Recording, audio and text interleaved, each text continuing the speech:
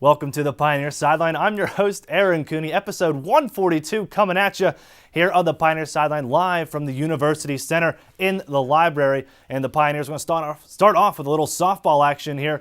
Point Park had two games against AMC conference rival in leading the conference, the Carlow Celtics. Game one, the Pioneers looking if there was a tough matchup between Pioneers and the Celtics. Game one, as you see, Pioneers taking the field here. Kelsey Robertson on the mound for the Pioneers, and she was rolling early. Gets Rachel Blonsky there, and then again send home one more, and Alyssa Capitola. She goes down as well.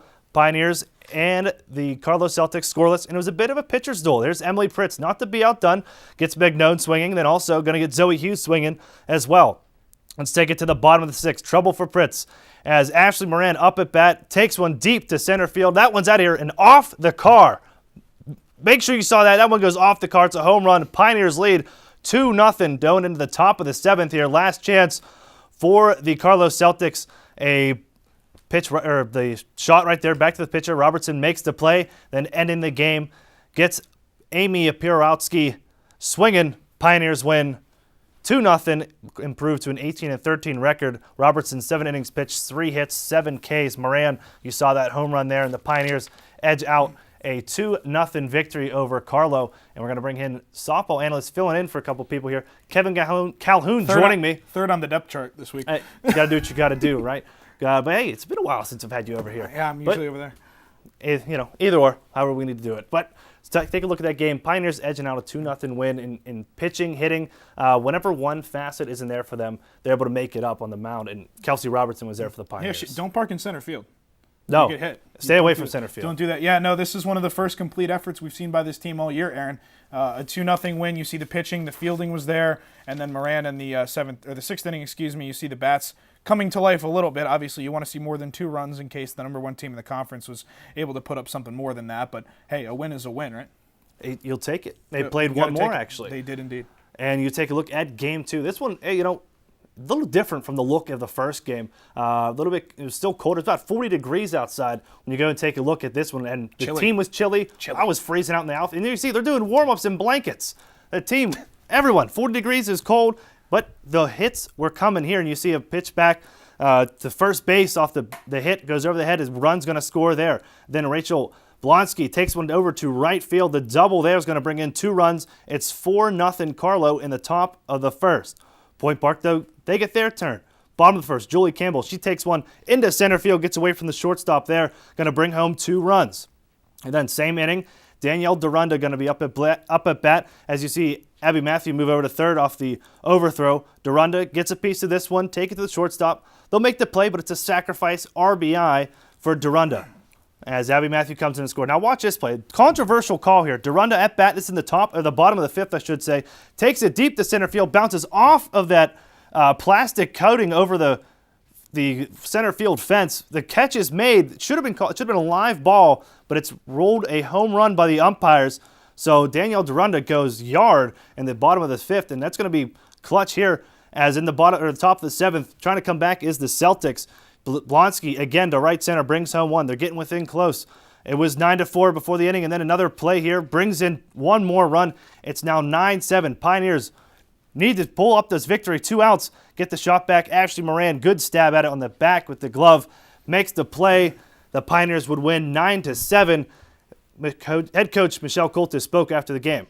Well, I got to keep my pitchers healthy. I got some sore arms, so using them sparingly and using them the right way is going to be key. Bats are coming along. As long as we can hit, it will help take some of the pressure off the pitchers.